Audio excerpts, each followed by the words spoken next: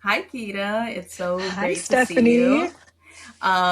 We're here having our leader to leader conversation, and I'm Stephanie Gabriela Lopez, the Executive Director at Latinas Represent, where we're on a mission to increase not only the number, but also the diversity of Latinas in public service. Ghida, can you tell us a little bit about yourself and what you do? Hi, Stephanie. It's good to see you. My name is Ghida Dagher. I'm the CEO and president of New American Leaders. We're the only national organization that's dedicated to training and preparing immigrants and first and second gen Americans to run, win, and lead in our democracy. It's all about building a more representative democracy that looks like you and I and everybody else. I love that. And going off of that, I want to ask you the first question, which is why does representation matter when it comes to creating a representative democracy? It's right there in the name, representative democracy. That's the core of democracy. It's supposed to be by the people, for the people. And so it's important to be encompassing of all people who live in these United States. Often people tend to vote for people who look like them or reflect their own concept of leadership. So it's literally changing the face or creating a face for our democracy. And what's happened here in the United States, as Stephanie, you well know, our government is really a reflection of what it was set up to be initially, and that's white land owning men who had lots of money and capital and are able to leave their everyday lives to go to a capital or to a city hall and serve in government. And obviously, times have changed significantly. The demographics of our country have changed significantly. And so it's really important that our democracy is keeping up with the time and keeping up with the people. We need to normalize what our democracy looks like. And that's me and you and everybody else, and Black folks and Indigenous folks and white folks, all walks of life need to be included in this idea. At the core of all of it, we want a representative democracy because it's a healthier democracy. It's a stronger democracy when all of us are a part of it. And you'll see some beautiful things. I know this from Latinas Represent alumni and New American Leaders alumni. You start to change the narrative on what is normal in democracy, in particular for the United States of America. And there's so many great examples of leaders who have changed the narrative of what leadership looks like. And in particular, New American women and Latinas who have been trailblazing all along to do that. Amen. And I would also add, I think for Latinos specifically, Latinos make up 20% of the US population right now, but Latinas hold less than 3% of elected offices across the country when we're looking at local, state, federal. Yep. And to your point, I think it's really important for our lived experiences as people of color in this country to really lead the values that are then espoused within elected office so that the decisions that are being made in those rooms really have an impact, a positive impact on our communities, and that we build something where people want to be engaged and people feel like government is actually for them and not against them. So i would Yeah. i would also add that as well. Yeah, at the end of it too, at the core of it is representation builds trust. It builds create belonging for Americans everywhere. It's about seeing yourself in those leaders or seeing that they reflect the issues that matter most to you and I or to ourselves. Whether it's education, whether it's health, whether it's immigration, all of these different topics are really important to people, and people want to see elected officials who have lived experiences with these topics, not just topics, or issues from a textbook or from a headline. They want to know that the leaders who are making these critical decisions have these lived experiences firsthand. And I think, that's really for New American Leaders, and I know for you all, we teach that as a core of our programs and what we do. It's so critical that we are letting leaders step into their own natural and authentic leadership so that people see themselves and voters see themselves in them. Stephanie, you're a leader in your own right. I'm curious, how did you develop that leadership? And are there leaders around you that you saw yourself reflected in for the first time? That is such a good question. And honestly, when I think about my leadership and when I think about women in leadership positions in general, I have sat and reflected a lot on the fact that growing up, there weren't people that looked like me in elected Mhm. offices, right? Not where I grew up, and not at the national stage, not really. So Yeah. the first leaders that I really looked up to were the women in my life who were the glue that were really holding our families together, but also our communities together. So whether that was like my mom, who was an amazing advocate for my sister Yeah. and I in school, or my tias and my primas, my cousins and my aunts, who would do toy drives during the holidays for like the Mhm. kids in the community. Or they would feed people through the church, right? Those were moments that had such a significant impact on me because I realized that leaders didn't actually need a microphone or a huge spotlight on them. They were really the people that were showing up. And on top of showing up, they were bringing the youth along with them, right? And I feel like those were such important moments for me because it really helped to develop me as a leader, being Yeah. like a young kid and then a youth. And it was really those moments that I felt represented and that showed me that you can carry the torch and organize within your community and have your voice be heard, and really that part of being a leader is empowering others. And I think that that's why I love my job Yeah. so much, because that's what we do, right? You and I were creating programs, we're doing research, we're doing all of these different things to make sure that our community members not only step up to the plate but have the resources that they need in order to be able to lead successfully. What about you? Who were some of the first Yeah. leaders in your life? No, that's beautiful, Stephanie, because I also, that's been my sort of my journey too. I saw a lot of leadership in the women in my life in particular. I'm Lebanese. I didn't grow up where there's a bunch of Lebanese people elected, especially in the post 9/11 world around, in the United States and around here. It's just, you didn't see that. You didn't see a lot of people, and in particular, a lot of women stepping up to run for office, and Arab American women in office. And so on the home front, it was really my mom and my aunts and my cousins. And, they're the sort of the silent leaders in our communities. They're the ones that they might be silent, but they're so powerful in what they do. And they very early on, my parents ingrained a real sense of stepping up and speaking out against injustice, calling out when something is wrong, in particular exclusion. I think that was a really big theme. I'm a third culture kid. I was born in one country, grew up in another, and I have been raised and living here for several years too.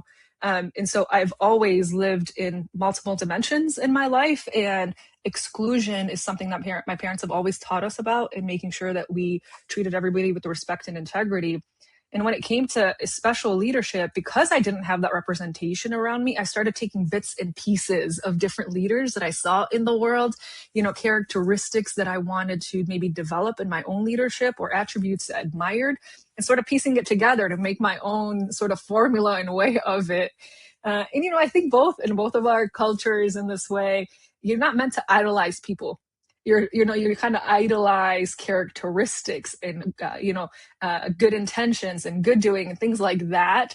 And so it was very easy for me to grab onto different pieces. And I always joke that I probably learned a lot from Oprah after school, watching her on TV, about speaking and leadership and some of these things.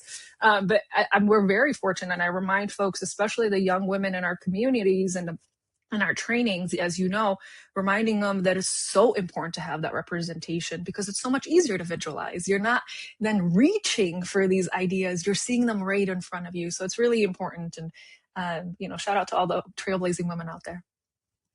Yeah, shout out to all of the people that are like you and I, who had to piece together what leadership looked like in their lives. And I think that that also really strengthens what leadership can look Yeah. like, because we're taking examples and characteristics of people that we admire, or ways of leading that we admire. And I want to make sure that anyone who's listening to this feels seen, right? And they're like, oh, okay, like there are other people like me, like that. And I also wanted to follow up, we are living during uncertain and difficult Mm. times. What do you want to remind people who are questioning whether they can be leaders? Yeah.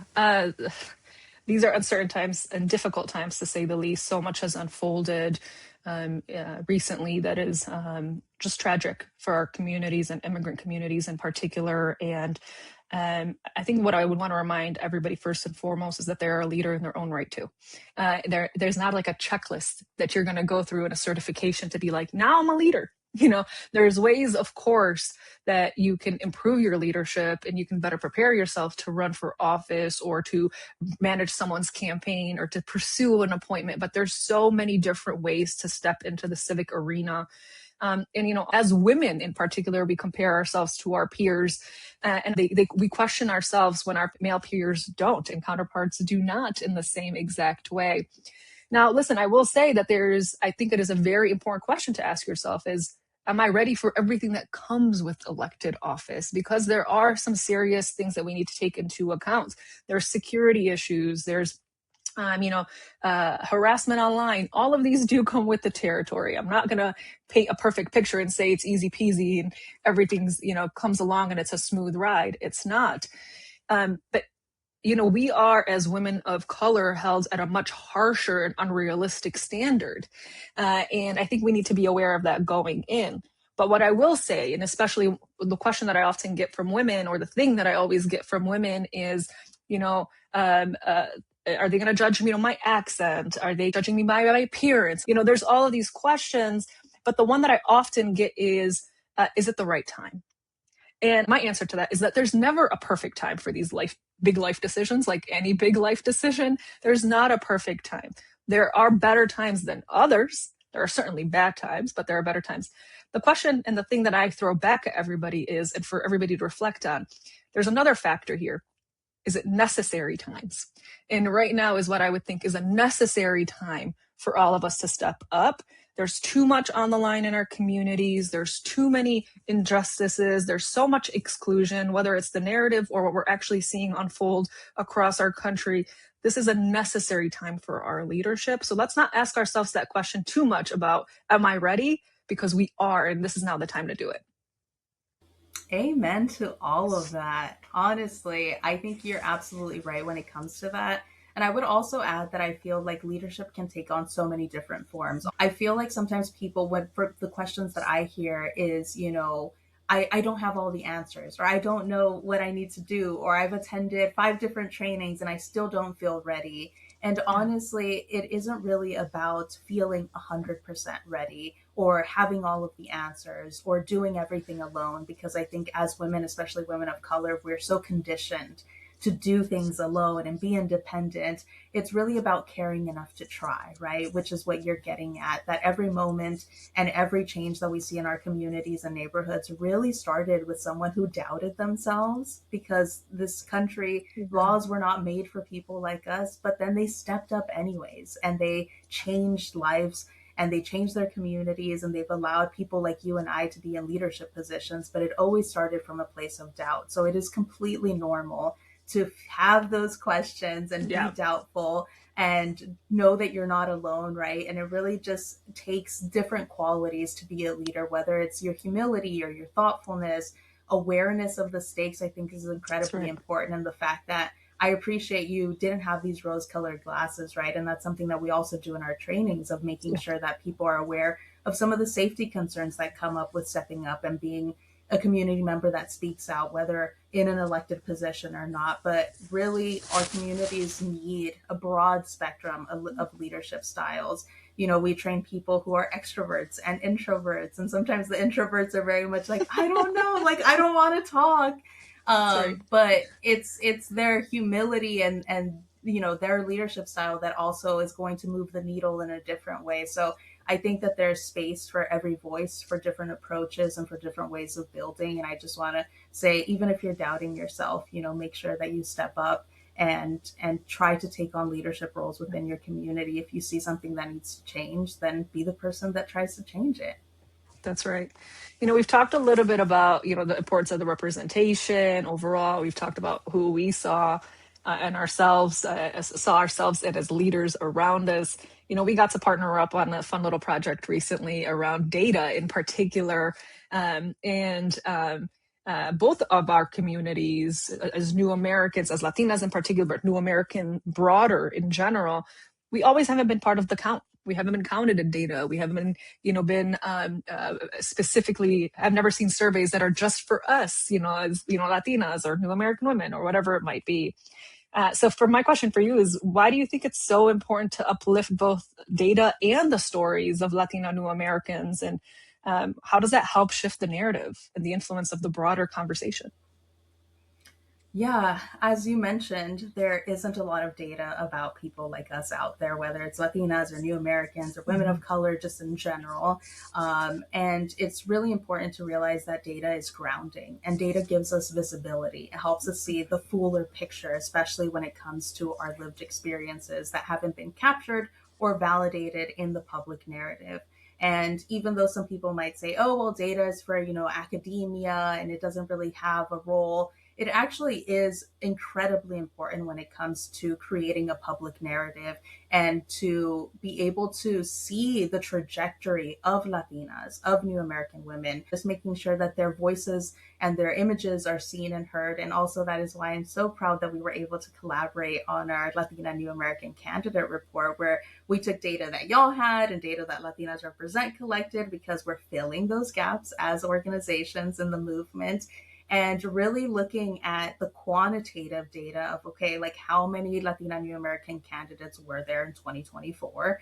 And that's also helping us get a baseline, right? To see, are we having more candidates in 2025, 2026, and beyond? Or are we seeing a decrease in candidacy? Because, no, like I said, no one is collecting this data. So how are we going to be able to have a full picture of progress if no one is tracking it in the first place?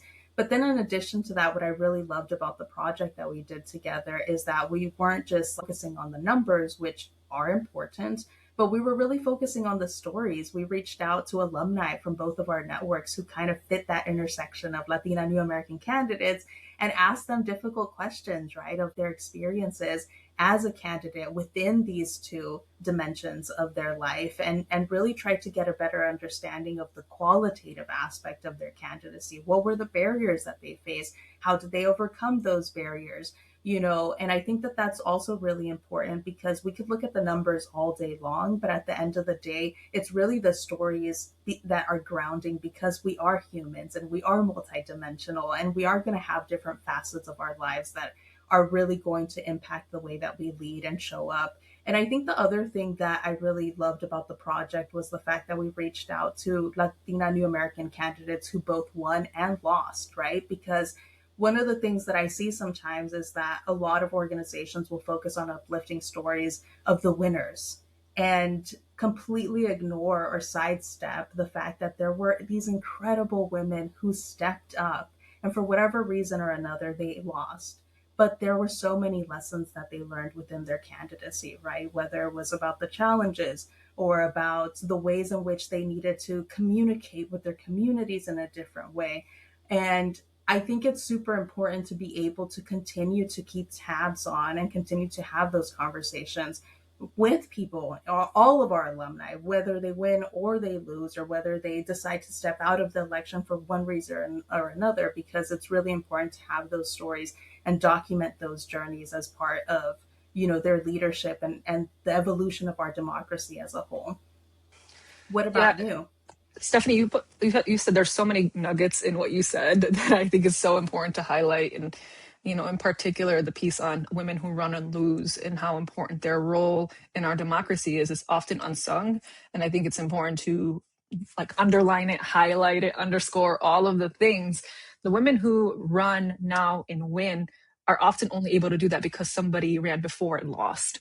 And so I just want to note that to say how important it is that when folks, even when women in particular, New American women, when they step up to run, even if they lose, they are trailblazing in their own way. They are breaking a lot of these barriers that do exist. And let's be real about it. There is barriers of and steep hurdles of misogyny and difficulty raising money. Like these are very real things. And navigating these political networks, even party dynamics, right? For a lot of folks, those are still a hurdle.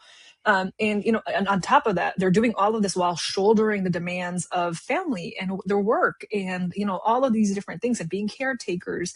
And so I think it's really important to note that.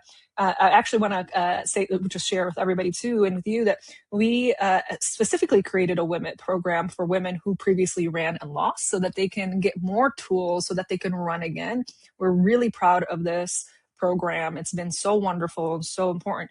A quick little sort of stat on this: of the 25 women that were in the room who previously ran and lost, none had done a real deep dive debrief and analysis of their campaign, and found it to be somewhat traumatizing, sadly, because they were left hanging, so to speak. And we need to make sure we wrap our arms around them, continue to foster that leadership. And 20 out of the 25 walked out of that room, our Rising to Run training, with renewed energy and commitment to run again. So it's really wonderful to see that Most of them came and said, I want nothing to do with this. I'm just here to share space with people who understand what I've been through. So I think it's really important that we're paying attention to that audience and engaging them and building on with them. And, because at the end of the day, like I said earlier, it's not just about their wins and losses as numbers and as figures. It's all the stories that come with it, all of the lived experiences that come with it. I look forward to the day that we do have a new American woman in the White House, who at the very top of that as the president of the United States. And so I do think it's really important that we are remembering all these stories and these journeys and bringing them with us. The last thing I do want to say on this, you said so many great things, is, the question is no longer, is this district ready for a person of color to lead? Or is the United States ready for a woman president? Is all these things that we hear often. I think the data, this piece that you and I and our organizations have collaborated on, shows exactly that, and speaks to this comment, that at this point, it's not a question is if are we ready? It's a question, are you going to step up and support us when we run? Because what we have shown is when new American women run for office at a local, state, congressional member, when we are running, we're doing it in such an authentic way, a real way that connects with voters. We run and win. So it's no longer, are we ready? It's, are you going to be a part of this or are you not? Do you want to make our democracy healthier or do you not? And I think there's a lot there to unpack even within that question. But, I think it is an important one to note that we're doing it. We're running. We're winning. We're not asking for your permission anymore. We're not asking anybody whether we should do this or not. It's, are you going to be a part of this or not? I am loving this conversation with you, Me but I too. also just wanted to touch base on what can people do to support new American leaders as the organization, but also the leaders themselves if they're Yeah. walking away from this and they feel energized and they're like, okay, I want to be more civically engaged. Like, what can they do? Yeah, there's so much. You mentioned there's so many different ways to be a leader. You could run for office, you could lead a campaign, you could pursue an appointment, you could organize in your own communities, you can rally around a cause or an issue that's popping up in a school board or whatever it might be. And but all of these at the end of the day need really solid leadership skills, and we're here to support you in your leadership regardless of where you are coming to it. So for us at New American Leaders, we just want to see that you're committed to community, you have a track record of stepping up in that way, and secondly, you're committed to immigrant communities and the well-being of our communities overall. So I think those are really important just to say. We offer a whole suite of training programs. One is what we call the Ready to Leads, and it's our introductory program. And it's really about knowing how to tell your own story from a values lens in a very authentic way. But it also teaches you the nuts and bolts of a campaign, everything from fundraising to messaging, we do case studies and bring in speakers who can share their own experiences. All of our programs are by new Americans for new Americans, from the staff to the curriculum to the speakers, the panels. All of it is designed to make sure that that representation is right there front and center for you. So that's one. So sign up for any of our training. You could find more information at newamericanleaders.org, or on Instagram, find us, and Twitter, and all the different outlets at New American LD. The other pieces that I would say, there's opportunities to volunteer with the work. One piece that I often tell people, if you don't want to be in front of something, you can be a part of it still, and you can volunteer through a campaign locally. Find another woman, a new American woman, a Latina, who reflects your values and you feel powered by what she talks about and what she says, and make sure that she's successful. Do whatever you can to support her. Host her for a little coffee session at your house. Bring some friends together. Throw some dollars behind this if you're able to. I think there's just so much that we can do. Some of them low lifts, some of them big lifts. But I think in this moment in time in particular, it's really important that we all are stepping up to make sure that we are supporting new American women, Latino women, when they run for office, because we need them now more than ever. Agreed. And I am so glad that you flagged all of the incredible programs that New American Leaders has. At Latinas Represent, we also focus on training Latinas and Mhm. allies, and we do that through our campaign masterclass. And then we also have a program for elected officials because a lot of times elected officials get left behind. We do a great job of making sure we train people, but then sometimes people feel like, okay, I've been trained, I stepped up, now what? And so if you're a Latina who is an elected official, we also provide the Latinas Represent Elected Academy to provide just support, peer leadership learning, additional governance support to ensure that folks have what they need to be able to thrive in office and also Yeah. have the sustainability aspect. So we really dig in on wellness there too.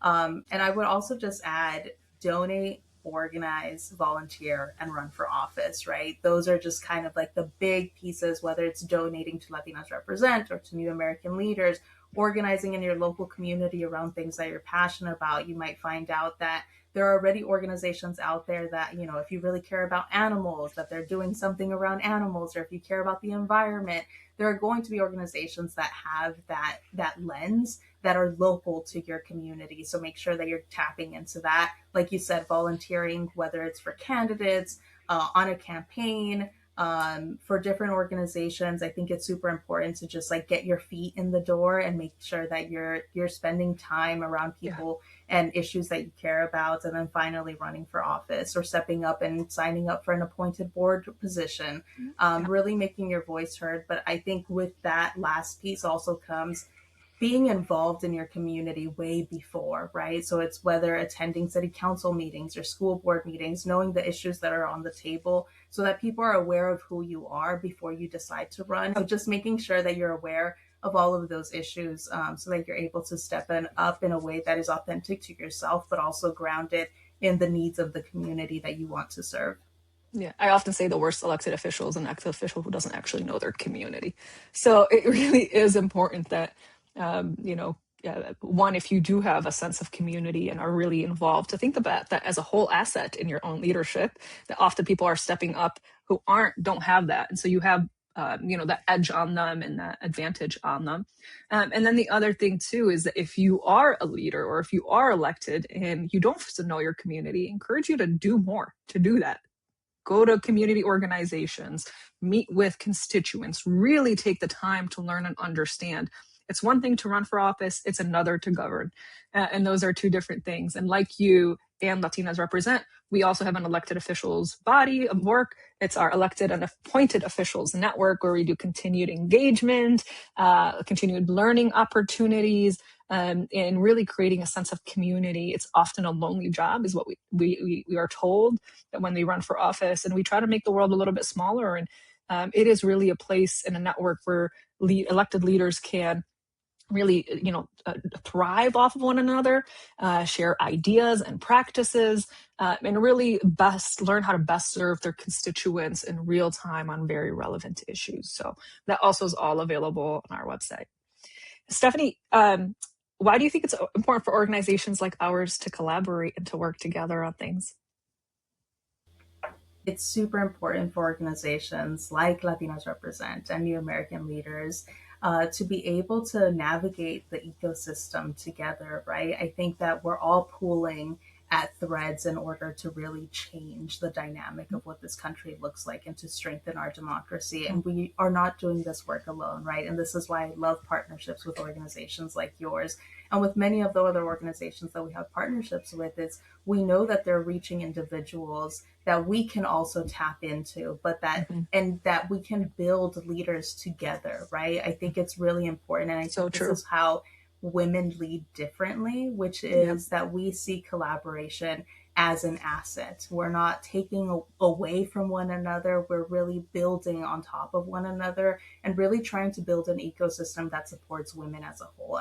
But it's one of those things where we need to help build an ecosystem that protects, that supports, that really elevates the voices of women if we want to see democracy change, if we want to see our numbers when it comes to representation change, right? If we want to have proportional representation, we all need to work together in order to build a stronger democracy. We really need to be the change we want to see, and I think that that's Yeah. what makes collaboration so beautiful and so unique. And I think for us, partnerships are also really about values alignment and making sure that any organization that Yeah. we partner with is grounded in solidarity and community and collective care, Yep. because people are stepping up to try to serve their communities, and they deserve to be cared for, because it is a lonely job. It is a lonely experience.